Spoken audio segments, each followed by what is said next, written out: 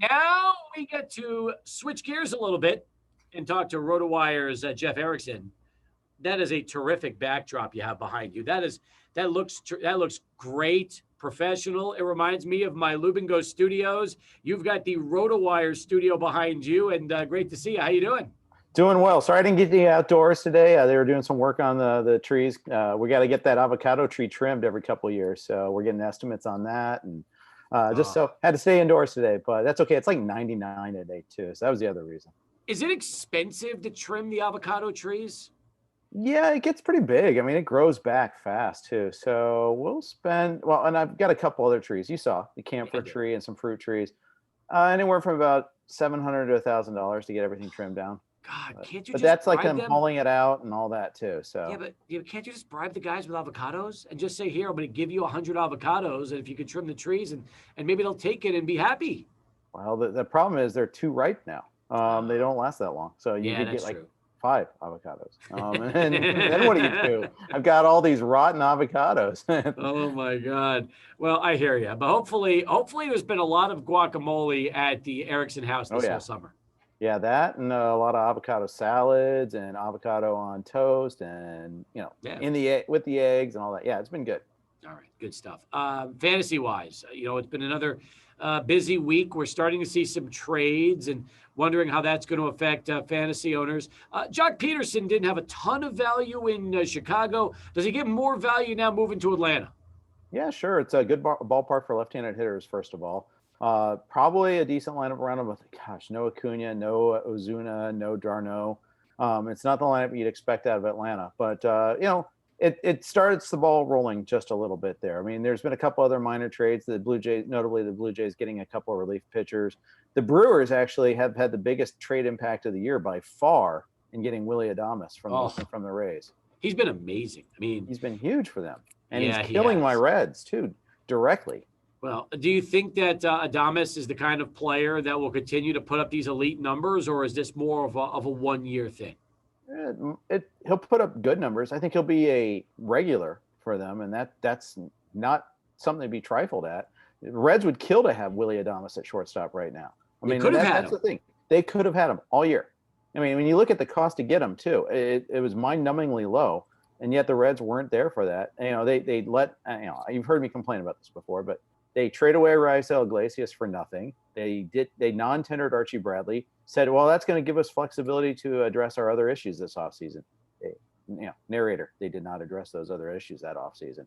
All they did was sign Sean Doolittle for $1.5 million, and they did not get a shortstop. They said, let's try Eugenio Suarez there, which I like the idea of trying him there, but that was kind of a last-ditch effort after doing nothing in the offseason at the position. Maybe they got outbid on everybody, but the point was they got outbid. They weren't really going after it that hard. Absolutely right. I saw some injury news. Alex Kirilloff out for the year after having Yeah. surgery on his right wrist. And, you look at the 23-year-old for the Minnesota Twins. Hey, they've all been banged up. Byron Buxton, Kirilloff, so many guys on that team have not been healthy. And yet, how would you grade his rookie season? Would you give him like B minus, C plus when you start to think about it? Probably, I'd say incomplete more than anything because this is something he's been dealing with for a long time too. It's not, and so you're really kind of grading on that curve of okay, he was playing hurt all this time. So I really don't know. I saw someone trade for him in a keeper league, an auto new league I'm in, and it was a smart trade to go get him. He's at 4 this year. He'll probably be at 6 next year, and you want that sort of guy. You get him nice and cheap going forward. Yep. Absolutely. For keeper leagues, I think that makes a lot of sense. I like his long term potential. Me too. I really do. It's just sometimes people don't just come in as a rookie and just light it on fire. It takes a few years for them to really get going. Yeah, and everything went the wrong way for the Twins this year, and so I think this is kind of the start of them tearing apart here a little bit. I don't know if it's a complete teardown. I don't think it is actually, but they have to think about Barrios. They're not getting anywhere in contract extensions with him. Nelson Cruz should be traded to a contender. That should be a no-brainer to do that. I don't think Donaldson's contract is tradable, but we've seen other previous untradeable contracts get traded. Vernon Wells comes to mind way back in the day from the Blue Jays to the Angels. So it can happen. What do you do with Byron Buxton? We heard $70 million offer, and if he doesn't take it, they're going to trade him too. Yeah, I mean, I trade for him. I encourage my Reds to trade for him, or anybody really. I mean, I understand he's been hurt a lot, but I think a lot of that's been bad luck, and you don't get special players like that often. I think you take a chance on them finding better luck in the next time around. If you're a fantasy owner, do you definitely buy low right now on Buxton, especially in a dynasty league? Sure, of course, if All you right. can. Good luck with that, though. Yeah, I know it's not easy. Jeff Erickson with us from Rotowire.com. Hey, Jaron Duran is up, the young prospect of the Boston Red Sox right after the All-Star break. They brought him on board. He's pretty much owned in most leagues. Again, I kind of put Jaron Duran in that, that Daniel Carlson category. What do you expect from him? He's not the same sort of ceiling as Kelnick, higher than Brandon Marsh, who also got the call this week. I think we had him in the 50s in our prospect rankings, James Anderson's prospect rankings. So reasonably high. I expect good things he can run against righties. It looks like he's batting second, which give me that. I really like seeing that, especially in that potent Red Sox lineup. I don't think they call him up unless they're expecting him to be up for good, barring obviously, getting, collapsing. We just saw Vidal Brujan just get sent down today after going 2 for 26. So, you actually have to perform. I like seeing that home run early on. Let's see a little bit more, though. Were you surprised that Marsh got the call from the Angels and Joe Adell did not? No, because I think they would have called Adell up by now if they were planning on calling him up. I mean, the strikeouts are still there at AAA for Adell, and that's always been the thing holding him back. If you strike out a lot at AAA, that's going to translate to a lot more at the big league level, especially when you're not in the friendly confines of Salt Lake or, for that matter, the PCL. As you well know, the ball flies in the PCL. And It does. you're going to hit for power. You got to do a little bit more. There's a Billy Ashley feel to this one here, if you want to go with an old time prospect name. I love the name Billy Ashley. How about this? I remember Billy Ashley, and I think Dodger fans all should remember Billy Ashley because he teased you with the power, but the rest of the package just was never able to turn into a prominent major leaguer. Right. And if you want to go franchise appropriate, how about Brandon Wood as another one there? That's Angels prospect legend that wasn't quite that. I remember an Arizona Fall League game, saw Howie Kendrick, Brandon Wood, Billy Butler, and Alex Gordon top 4 in that lineup there. It was fun to watch. So, of course, Matt Tautman is the guy that went deep that game, and it is an Arizona Fall League game. So, of course, that's the guy that went deep that time. But, it's funny, like, wow, this is a great prospect lineup there, and it didn't quite turn out the way we thought it would. Kendrick had a heck of a career. Gordon had a heck of a career, but Butler and Wood didn't do quite what he expected. Wood especially didn't. Back right now with Jeff Erickson from Rotowire.com as we continue with Jeff talking some fantasy baseball. Let's mention some pitchers of note around the game. Austin Gomber today came back off the IL, I should say, for the Rockies. Pitched well over 6 innings. He had done great prior to the injury, and one of the rare, occurrences of a Rockies starter that looks like he's fantasy relevant for a season. Yeah, although we've seen guys tease us before, going back to the days of Kevin Ritz. This is the throwback episode. We're throwing back to all sorts of older names here, but he was really good before he got hurt. Which is funny because when he first got picked up by a lot of people, he got crushed. So to the point where he was being the verb. He was, people would get gombered if you streamed a pitcher and he got blown up. But yeah, he before the injury he was pretty solid, and again today he gave up the solo homers. Luckily, he was not adding walks, so those wouldn't become multi-run homers. But he's you'd like to see it there. Kyle Freeland had a big year with him one point in time too. I'm skeptical of his long-term value, but ride it out if you can, I guess. Didn't David West go from the Mets to the Rockies during his career? He might have. I don't remember his Rockies tenure very vividly, but yeah, I don't. And to the point where I don't know if he was successful there. Maybe that's the whole thing, is that you start to think about guys that go to Colorado and just don't live up to their prior success or lack thereof, for that matter. I completely understand where you're coming from. All right, let's keep moving. Josiah Great, the rookie pitcher for the Dodgers. He is called up. A lot of excitement around LA, especially with what's happened with all the injuries and Bauer as of late. Give me your thoughts. What do you expect from Josiah? Well, Kershaw and Bauer both out. Neither of them coming back anytime soon for obviously hugely different reasons. You got to be a little bit excited about what he's done. They brought him in. They had an opener out in front of him there. He did give up 4 runs. He gave up the 3 home runs, but he also struck out 7, only walked one. His slider looks like he's really got some good stuff there. He came over to the Dodgers in the Yasiel Puig trade. That was a big robbery, actually. We all thought, as a Reds fan, I was like, okay, good. They're trying to win. But that one turned out to be a pretty hideous trade for the Reds. So, not just because of Gray, but also because of the prospect that got sent over to the Red Sox there in the Mookie Betts deal. That was two prospects that the Reds whiffed on a little bit there that they could have made a little bit better. And I think the Dodgers, they're a development machine. Guys get better in their system. By the way, it wasn't David West I was thinking of. It was David Need. Oh, God, I remember that. David Need. Since we're talking throwback, I had to get the name right, and then it hit me during the last – it was Need. And, wasn't he like their first starter ever? Yes. If I recall correctly. He was like one of their – I think it was their first-round pick ever, if I'm not mistaken. Yeah.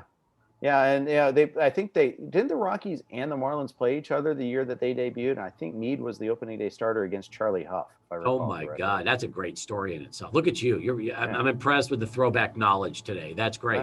Yeah. Well, the certain things that stick. I can't remember birthdays worth a darn, but hey, David Need versus Charlie Huff, bring it on. Tyler McGill of the Mets, are you buying? I have bought, actually. So I guess, yes, I literally have added him in leagues. I don't think my expectations are all that high, but he showed enough to see that maybe he could get it through the rest of the season. I mean, look at the Mets injuries right now. It's ludicrous. Look at their depth chart. Look at all the red there. I threw 6 scoreless last time out, but that was against the Pirates. Let's pump the brakes just a little bit there. But I like that. I like that he doesn't walk a whole lot of guys. 28-9 so far this season. Pretty solid. I don't think there's a huge amount of pedigree with him. There's an 8th round pick a few years back, so I think he's a very cromulent sort of pitcher there. Let me ask you this: pair of Atlanta starters, Takey Toussaint and Kyle Muller. Either of those two piquing your interest right now? Yeah, both. Takey Toussaint is he's like the Austin Kearns of pitchers, though, for me. Yeah, guy I keep on investing in, thinking, okay, yeah, he's a good prospect. He's finally turning the corner, and then it's like Lucy pulling the football from Charlie Brown there. But Jeremy Hermida, Austin Kearns, I always used to okay, they're this close. I really believe in both these guys. I'd roster them every single year, and it wouldn't work out. But there's some upside for both these. And Muller, it's always been about command control. Can he throw strikes? Can he hit the right spot in the strike zone? So far, so good. 109 whip so far. 8 walks in 15 innings is a little too high, but he hasn't thrown that many outings for him yet, though. They've kind of really spaced him out, and that's the thing that kind of makes me wonder. But yeah, he's been pretty solid so far. I like the names you're throwing out today: Austin Kearns, yeah. and Jeremy Hermida. Those are names that if any of us played fantasy baseball in the late '90s, early 2000s, would be very familiar with. Yeah, but pick your generation. There's always those guys we hang on to. It's a prospect that we have this irrational attachment to. Think, okay, I believe in this guy. Roberto Pettigini, if you want to go back another half generation before that there. Guy had to go to Japan to get a chance, came back. Okay, the Reds are giving him a chance. This is finally for real. No, it wasn't for real. Cam Akers, that is for real. Out for the year. Let's switch it over to fantasy football right now and just the impact from that injury from a fantasy standpoint. And for the Rams, for that matter. And let's start with Akers, too. This is devastating. Devastating injury. Running backs rarely come back from this sort of injury. And I feel my heart goes out to Cam Akers because, he's going to bust his butt as best he can. Maybe the technology gets a little bit better, but it's a pretty dirty list of careers that have been scuttled by this injury. So watch out for that. But, Darrell Henderson, I mean, he's the guy next in line, next up. The Rams will probably add somebody. They may wait a while, though. They've been way too willing to trade draft picks in the past, and maybe they'll do that again. But, I don't know. I'm a little skeptical that they'll invest much. So wait to see these roster cuts, or maybe they'll go after a guy that's on the waiver wire right now. But, Henderson's a guy that should probably be going the 4th, 5th round in your drafts right now. I'm looking right now. They did draft in the 7th round Jake Funk from Maryland, but I don't even know if he's on the team still. No, he's there. And I think they were actually talking him up, saying some nice things about him the other day. I mean, they've got a couple of guys like that. Zach Johnson. Pardon me I was talking about him earlier, and then I kind of blanked on the name a little bit. But They have guys, but Henderson's obviously the big name here that we're going to be talking about. The others, Xavier Jones. That's the guy I was thinking of, not Zach. Xavier Jones, Jake Funk, Raymond Calais. Those are the guys that are currently there. Xavier Jones is the one that's not like a scat back sort of guy. I think about Darrell Henderson. He's not going to break too many tackles. He's not like Cam Akers. He's 208. It's not tiny, but he's not huge either. If you want to learn more on your fantasy football drafts and get a head start, rotowire.com/magazine. You can order the magazine directly from the site. I know there's a lot of football content that's being delivered now to the website anyway.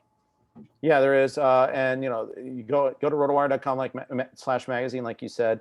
Look for Christian McCaffrey on the cover. We were really inventive there, really bold choice, but it's okay. And the thing is, all these team previews are going to be out there, so you can check that out. I'm going to be doing some training camp updates on my Bengals. We got all sorts of strategy articles. I'm going to be doing a big draft on Friday called the NFFC. It's the Beat Jeff Erickson Challenge, the National Fantasy Football Championship. They run a contest called the Rotowire Online Championship. $250 entry fee. If you win the grand prize, it's $200,000. There's prizes individual leagues. Plus, if you beat me within my league, you get a free subscription to Rotowire. I noticed also we have training camp notes on the website. We have Stock Watch. There's battles right now up as well for ADP battles, the draft kit with overvalued and undervalued players. So there's a lot of good stuff if you subscribe on the website as we speak. Absolutely. And it's just going to, training camps open up next week. It's just going to be coming a lot of news, fast and furious. A lot of noise. We'll help you filter between that there too. And you can check out our rankings, projections, dollar values, you name it. Whatever type of league you play, we'll get you covered. Rotowire.com, folks, for all of your information. And before we wrap it up, it's National Hot Dog Day. All right. So. Okay. You're not going to like this, by the way. I already know this. I saw your tweet. Jeez. All right. So if you have a hot dog and you're at a cookout, whether it's yours or somebody else's, and you got all these condiments, what are you putting on the hot dog? Okay, first of all, I hate mustard. Can't stand mustard. So you're already going to dislike me. I'm a really bad Chicagoan. I put ketchup on my hot dog, and I know you're face palming big time right now. Grilled onions at a ballpark, I'll take that. But keep that mustard far away from me. Cannot stand yellow mustard. Ugh, gross. So that means you don't even eat mustard potato salad. No. Okay, so you just, as long as it has, now is mustard, okay, golden spicy brown, Dijon mustard, do you hate it all, or do you just hate yellow mustard?